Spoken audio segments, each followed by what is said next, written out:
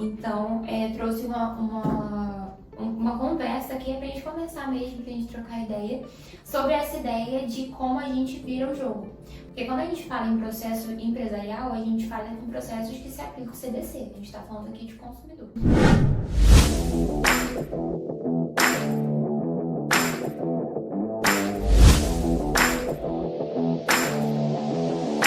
Como virar o jogo do processo judicial? É uma conversa mais focada em defesa, porque aqui no empresarial, principalmente, a gente recebe muitas defesas, a gente se defende muito mais do que a gente processa. Então, trouxe uma conversa aqui pra gente conversar mesmo, pra gente trocar ideia sobre essa ideia de como a gente vira o jogo. Porque quando a gente fala em processo empresarial, a gente fala em processos que se aplicam ao CDC. A gente está falando aqui de consumidor. Então, quando a gente fala em Código de Defesa do Consumidor, a gente já inicia a nossa atuação no processo numa posição muito mais favorável. A gente está numa posição em que o juiz já vê a gente de uma forma diferente. A empresa sempre recebe um primeiro olhar do judiciário como se ela fosse culpada. Então, sempre que a gente pega um processo de empresa e vai fazer uma defesa, a gente tem que ter em mente que a gente precisa virar o jogo, porque o jogo sempre vai estar contra você. A regra é que o jogo sempre esteja contra você. E aí eu trouxe aqui uma ideia para a gente tentar se colocar no lugar do juiz. Porque eu gosto dessa ideia de ver o processo como um jogo, que você precisa de ter técnicas, você precisa pensar em técnicas, em o que você pode fazer. Eu estava conversando isso com a Camis agora, porque a Camis é mais dos contratos, eu sou mais dos processos, que o processo ele é um jogo, no sentido de ele pode mudar a qualquer momento, você não sabe qual peça a outra pessoa vai mexer, você não sabe o que vai acontecer, você não sabe se o tabuleiro vai se bagunçar, então você sempre tem que estar reinventando e repensando o processo ao longo dele. E aí eu trouxe essa ideia pra gente se colocar no lugar do juiz. Você sempre tem que tentar se colocar na cabeça de quem vai julgar, porque é dele que você depende. É ele que vai dar a decisão final. Aí eu coloquei aqui, imagine a seguinte situação. Você está esperando na fila do banco e um jovem de origem simples puxa assunto com você e te conta que começou um tratamento dentário em uma clínica, mas o procedimento foi mal feito e ele está com muitas dores. Então imagina uma pessoa de origem simples, uma pessoa que você, às vezes, numa idade parecida com a sua, uma pessoa com uma idade avançada, chega pra você e fala, poxa, eu juntei todo o meu dinheirinho pra ir numa clínica pra arrumar meu dente, mas aí fizeram tudo errado, agora eu tô aqui cheio de dor, tô sentindo muita dor. O que você pensaria disso? Qualquer pessoa comum, eu, você, a gente ia sentir empatia, se compadecer com essa situação. Então a gente precisa tentar entender o outro lado da história. Aí, ainda nesse nosso faz de conta, na semana seguinte você precisa ir no dentista, escolhe uma clínica e conversando com o dentista que te atendeu, você descobre que ele foi o responsável pelo tratamento do homem do banco. Aqui a gente tira a parte da ética, né, que o dentista não observou, mas essa é uma história. E eles contam que, na verdade, esse consumidor ele não ia nas consultas, e aí, do nada, ele parou de ir completamente nos atendimentos e que ele deixou de pagar os valores combinados. Então, não foi a história que ele contou. O tratamento, ele tinha várias fases, ele não ia nas consultas, ele não fez o tratamento direito e, do nada, ele interrompeu o tratamento. Então, é essa história que a gente precisa contar. Só que você precisa convencer uma pessoa que já está convencida do contrário. Então, é um trabalho muito maior. E aí, a gente pensa, em qual versão você acreditaria? É aqui que entram as provas. Então, assim, se a gente só história, só conto, só falar, não faz processo. Você precisa ter provas. Porque contar, eu posso contar qualquer coisa. Você ouviu a história do banco, ele poderia ter aumentado, poderia ter diminuído. Se ouviu a história do dentista pode aumentar, pode diminuir. O que vai dizer se a sua narrativa vai dar certo são as provas que você tem. Então, o processo ele é sempre uma combinação de provas e de narrativa. Então, você precisa pegar as provas que você tem e construir uma boa narrativa em cima disso. Aqui no empresarial, a gente sempre tem que fazer, porque as empresas têm consultoria. Eu não posso virar para ele e falar, suas provas são ruins, eu não vou te defender. A gente sempre tem que trabalhar, então a gente tem que ter em mente que vão chegar casos ruins e que a gente vai ter que dar o nosso melhor. Porque não é porque o caso é ruim que você pode olhar para ele e falar, esse caso é ruim, infelizmente. A gente tem que fazer o que a gente pode. E aqui, quem ganha o processo, quem tem as melhores provas e quem sabe usar as melhores provas para contar a melhor história. Então é sempre uma combinação dos dois. E a gente ouve muito falar sobre isso, né? E é algo que a gente vem batendo nessa tecla, a gente enquanto PachecoReis, que a gente precisa de boas provas, o processo é feito de boas provas, tem que ter provas, mas a narrativa é igualmente importante. Não adianta ter uma boa narrativa sem provas, não adianta ter boas provas sem uma boa narrativa. E se eu te contar que nenhuma das histórias é 100% verdade?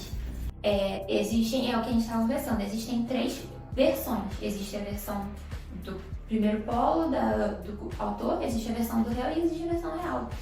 A maioria dos casos, o cliente errou, a gente consegue encontrar erros do cliente, o cliente ficava faltando consulta, não teve um cuidado ou outro, o dentista mandou usar o fio dental, não usava o fio dental, mas o dentista sempre errou em alguma coisa. Sempre, né? Então existe a verdade real e a verdade real é essa. Na maioria das vezes a culpa é concorrente. Mas o que vale no processo não é a verdade real. O que vale no processo é quem conta a melhor história. E a gente precisa ser o lado que conta a melhor história. Eu vou passar aqui 2 petições com vocês e a gente vai conversar um pouco sobre isso e eu acho que vai ser útil para vocês também. Então aqui a gente fez essa preliminar de perícia, não vem ao caso aqui, mas a gente sempre faz no juizado, porque no juizado, para eu provar que eu prestei um bom serviço, eu preciso de perícia, a perícia não cabe no juizado. E aí aqui eu falo, trata-se, falando da parte do autor, isso aqui sempre tem que ter um pressuposto, né, uma regra aí das petições, só que a gente tem que ter em mente que eu não posso dar palco pro autor da minha petição, e que isso acontece muito. É o que a gente mais vê por isso, você pega a petição do advogado passa uma página inteira descrevendo o que o autor falou. Eu já vou começar a falar com o juiz, contando a versão do autor de novo. Então, eu não posso fazer isso, eu não posso dar espaço para ele na minha petição. Então, aqui eu falei em um parágrafo o que o autor falou. Aqui eu falei prejuízos entre aspas, descredibilizando o que ele está contando, e é isso. Acabou. Não vou falar mais do que da versão do autor aqui. Se quiser saber a versão do autor, ele tem a inicial. E aqui eu já começo a falar, todos os tratamentos foram realizados e começo a descrever os serviços que foram feitos. E uma coisa que é muito importante aqui nos nossos casos empresariais, e em casos que você for fazer que forem específicos, você que trabalha muito com trânsito, a gente precisa partir do pressuposto de que o juiz não entende de trânsito. Então você tem que partir do pressuposto que ninguém vai se esforçar para entender o seu caso. Você precisa explicar igual como se estivesse explicando para uma criança. E aí eu expliquei os serviços que foram contratados, porque ele não fala sobre isso, ele só fala, contratei serviço e não foi feito. Foram feitos vários serviços, juiz, não é um negócio simples que você vai lá uma vez e faz, não é uma limpeza. São vários serviços. E expliquei para ele, nesse caso aqui especificamente, não era necessário entrar muito no mérito de cada procedimento, de como é feito o procedimento. Você também precisa sentir o que você precisa falar, a gente não gasta linha à toa. A petição tem 8 páginas. Eu não vou fazer uma petição de 15, 20 páginas. É você colocar o máximo de informação no mínimo de páginas possível, porque ninguém quer ficar lendo texto. Aqui não foi necessário, mas tem casos que é. Tem casos que eu pego e eu explico, para entendermos o caso é necessário compreender como funciona o procedimento. Aí eu boto um quadrinho para chamar a atenção, para não ficar muito texto corrido, e eu falo, como funciona o implante? Aí eu explico para o juiz o que é um implante, que demora meses para fazer, que envolve 2 cirurgias. Primeiro você tem que extrair o dente, aí você tem que esperar cicatrizar, depois você faz o implante. E explico porque tem casos que é necessário saber. Nesse caso aqui não foi necessário. Aí eu já trago aqui de informação de que ele não pagou, que é o caso que a gente viu lá, ele abandonou o tratamento que ele ainda não estava pagando. A clínica fez os tratamentos mesmo assim, se recusou a fazer os tratamentos. Expliquei que aqui o tratamento dura de 6 meses a 1 ano, então não teve demora, porque ele também falava que a gente estava demorando a terminar o tratamento. Coloquei uma fonte aqui para ele, se ele quiser ver, não estou tirando do meu nariz essa informação. E aqui uma coisa que eu também gosto muito de fazer, que é enumerar, porque esse tipo de coisa chama atenção, porque o juiz está com preguiça, o juiz, o estagiário está com preguiça de ver. Então quando você coloca dessa forma, ele pensa, aqui ele vai resumir, então eu vou ler. E aqui eu já estou impugnando tudo que ele fala, só nesse parágrafo aqui eu impugnei tudo que o autor falou. O que o autor falou? Quais são os atos ilícitos? Sempre identificar os atos ilícitos. Quais são os atos ilícitos que o autor imputou a mim? Os serviços foram prestados de forma errada. E segundo, o tratamento demorou muito. Esses são os atos ilícitos. Aqui eu deixei claro que os serviços foram corretamente prestados e se ele quiser saber se foi prestado corretamente ou não, ele precisa distinguir esse processo, porque precisa de uma perícia e a gente está no juizado. E segundo, os tratamentos foram iniciados e finalizados em tempo razoável. E isso aqui eu provei com documento, que foi feito, iniciado e terminado em tempo razoável, porque o implante demora meses para ser feito.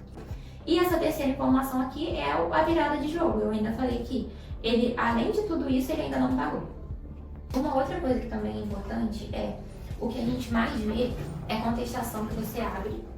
Tem 2 parágrafos de fatos, os 2 parágrafos... Não, 2 parágrafos de fato, os 2 parágrafos de fato é o que o autor falou. Sim. Aí embaixo tá assim, mas isso não corresponde à realidade, ponto. Aí começa o direito. Aí começa o advogado a falar de lei.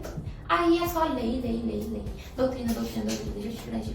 Isso o juiz sabe. Você não tem que ensinar direito pra ele, não. Ele sabe, ele fez um concurso. A letra da lei ele sabe, não é pra você ficar páginas e páginas falando de lei, não. Aqui a gente faz um padrãozinho. Isso aqui eu sei que o juiz vai pular, tá? É pra pular mesmo. Só que tem que ter. E aí aqui eu tô reiterando o que eu falei nos fatos. Eu não posso trazer informação nova, porque o Pedro ele já deu essa aula, eu não sei quem não tá aqui. Acho que a Alex e a Gabi não estavam na época que o Pedro dava muitas aulas. Isso aqui tudo aprende, tá, gente? Porque eu cheguei aqui e não sabia nada. Saudades, Pedro. Saudades, Pedro. O fato, não tem como você dissociar fato e direito. A petição, o processo aqui é a gente dizendo como que o direito se aplica aos fatos. Então lá nos fatos eu já falei tudo que o juiz precisa saber. Tudo. Não precisava nem desse resto aqui, eu já falei tudo. E aí aqui eu reitero que a gente já estava falando e começo a falar dos institutos jurídicos. Por quê? Ele entende da lei, só que ele não entende de dente. O processo eu preciso aplicar a lei ao dente. Então eu preciso dizer como é que ele vai aplicar a lei ao dente. Não adianta eu chegar aqui, falar dos fatos e depois só jogar o direito. Ah, porque a responsabilidade civil diz isso. Tá, mas como que eu aplico a responsabilidade civil nesse caso? Qual é o ato de estudo do caso concreto? Qual é o nexo de causalidade? Eu preciso demonstrar esses requisitos. Aqui eu falo que não teve danos morais e aqui é a virada de jogo. Tem que juntar a jurisprudência sempre, claro que você não vai fazer 57 páginas de jurisprudência, destacar o que é importante, porque é só isso aqui que vai ser lido. E aqui é a virada de jogo. Eu ainda fiz um pedido contraposto, porque ele já chegou confessando que ele estava me devendo, então fiz um pedido contraposto aqui do que ele precisava me pagar. E aqui os pedidos. Os pedidos também são muito importantes para vocês que não assistiam às aulas do Pedro. O que a gente falou eu preciso pegar o máximo de informação e colocar no mínimo de páginas. Preciso otimizar espaço.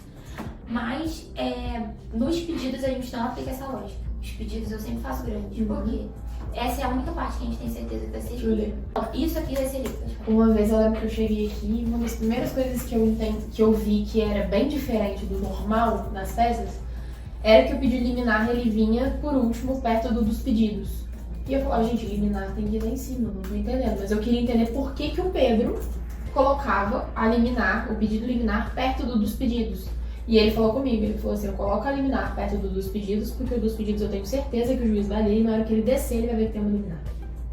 Eu falei, cara, faz muito sentido. E realmente faz. Eu não tinha tempo pra ler o MP inteiro, eu sabia o que o MP falava. O juiz também sabe o que a gente tá falando nos processos. Ele vai ler, certeza que ele vai ler, são os tópicos, então descrevam bem os tópicos, sobe o seu tópico lá e você mostrar pra elas. Essas descrições, ó, do pedido contraposto.